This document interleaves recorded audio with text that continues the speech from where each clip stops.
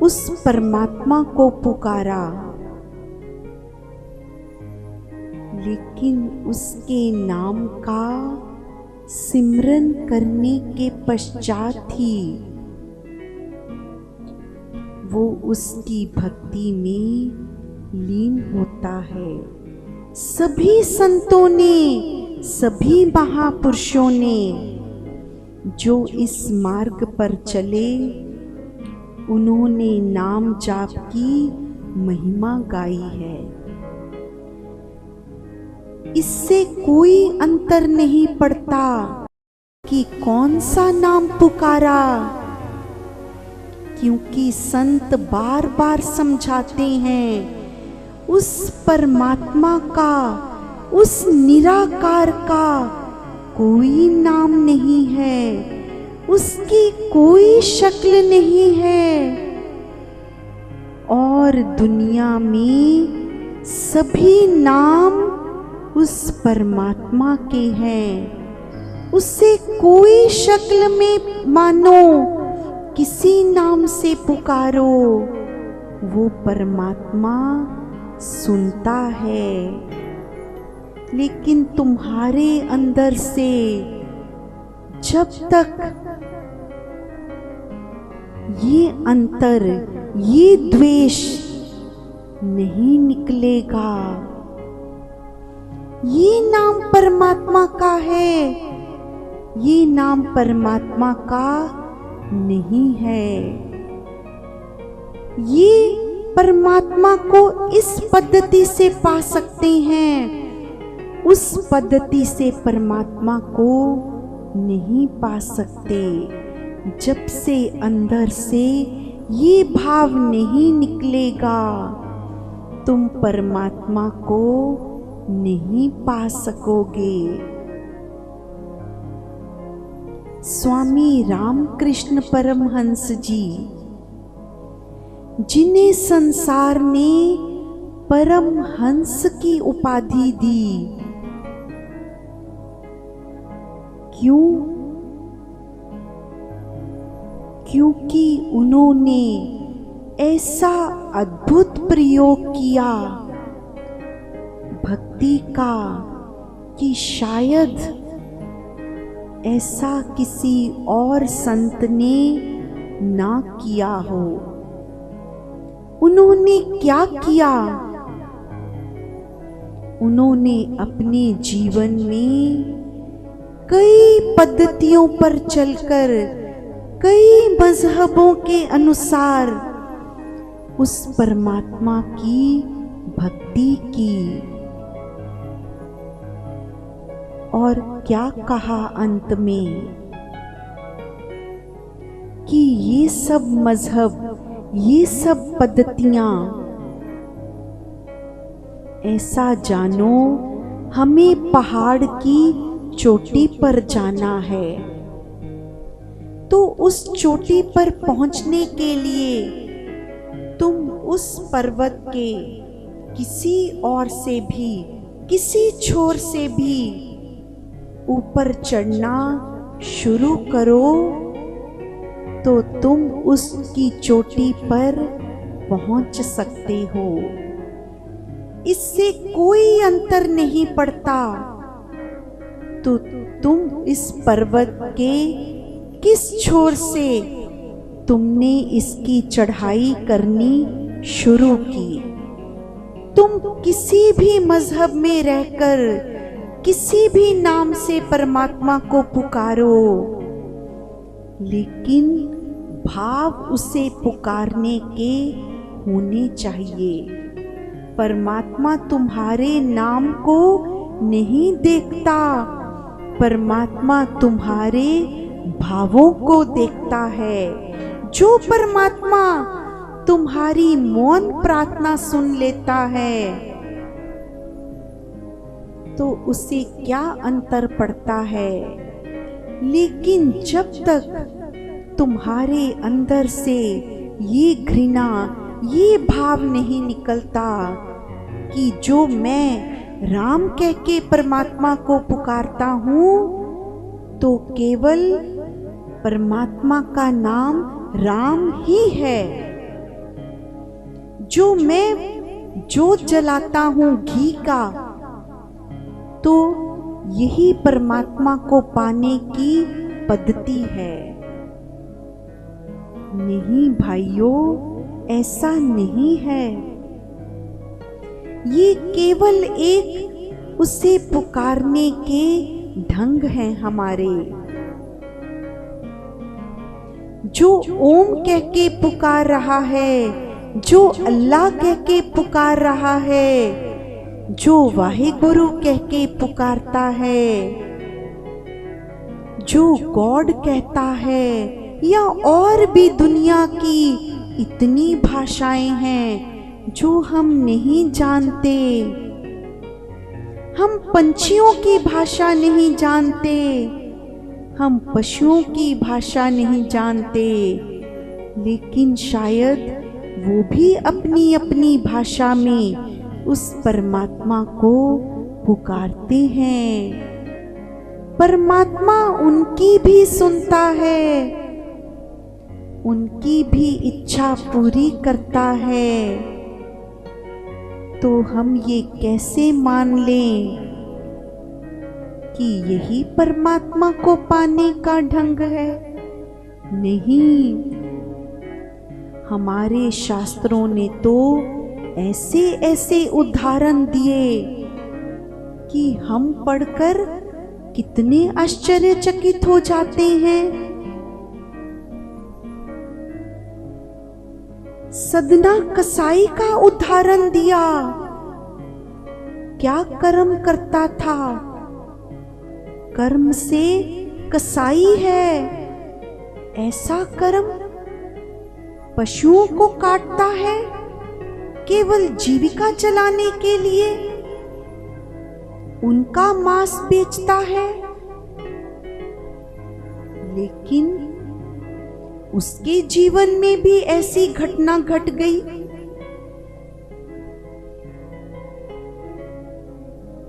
वो भी परमात्मा की भक्ति के मार्ग पर चल पड़ा।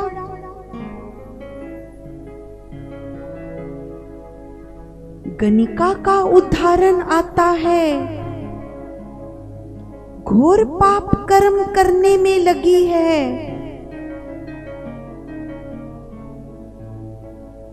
लेकिन जीवन में कब बदलाव आ जाए कोई नहीं जानता। हम ये कैसे मान लें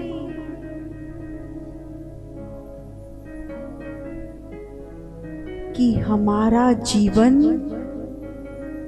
कभी बदल नहीं पाएगा, हमारा स्वभाव नहीं बदलेगा। जो सदना कसाई का बदल गया, जो गणिका का बदल गया, जो अजामिल का बदल गया, तो ये जानो, ये निश्चय करके जान लो कि परमात्मा की भक्ति का मार्ग सदा सबके लिए खुला है।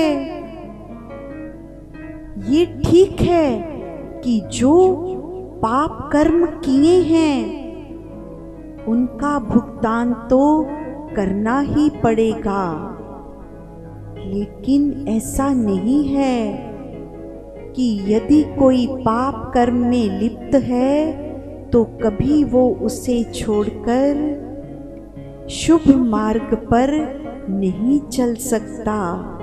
जीवन में सभी के लिए ये अवसर खुला है। कोई भी अपने जीवन में परिवर्तन ला सकता है। परमात्मा सभी के लिए उस मां के समान है जो अपने बेटों को अपने से दूर कभी नहीं करती। बेटा कितने भी अपराध करे, पर मां उन्हें क्षमा कर देती है।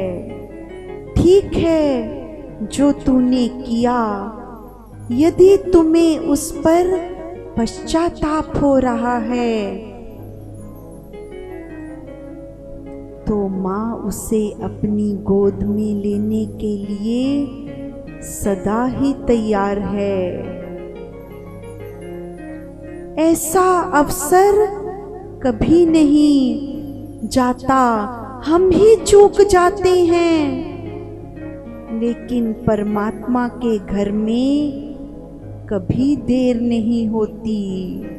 परमात्मा सदा ही हमें अपनी गोद में लेना चाहता है।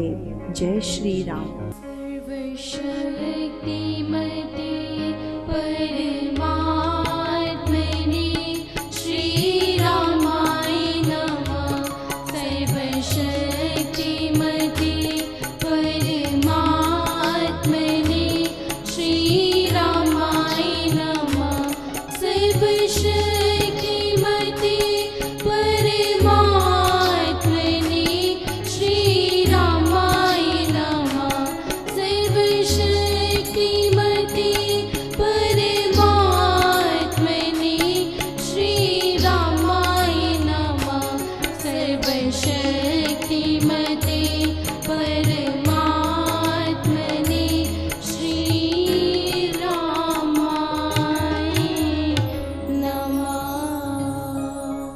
जीवन को अपने परिवार और अपनी संतान के भले के लिए लगा देने वाले बुजुर्गों को जब अपने ही छोड़ देते हैं तो कहाँ मर जाती है अपनों की करुणा, कहाँ खो जाता है वो प्यार जो अपने बच्चों को कंधों पर बिठा कर दिया करते थे। अब बुढ़ापे में इन्हें पूछने वाला कोई नहीं होता। अपनों से बड़ों का सम्मान सिखाने वाले लोग नहीं जानते कि सिर्फ शब्दों से पेट नहीं भरता। बुजुर्गों को उनकी जिंदगी की शाम में रोशनी का दिया दिखाता है निष्काम वृद्धाश्रम। लुधियाना दाद गांव पखुआ रोड पर 4000 गज जमीन पर बने ये वृद्धाश्रम, जहां लगभग 100 बुजुर्गों के रहने के लिए जगह है, जहां ये प्यार से एक शांति के माहौल में आराम से अपनी जिंदगी व्यतीत करते हैं।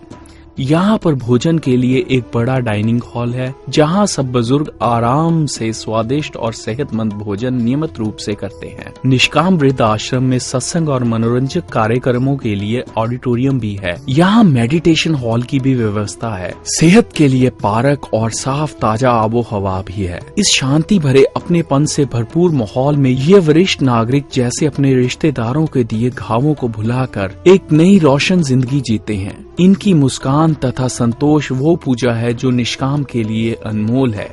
यही है परमात्मा की सेवा।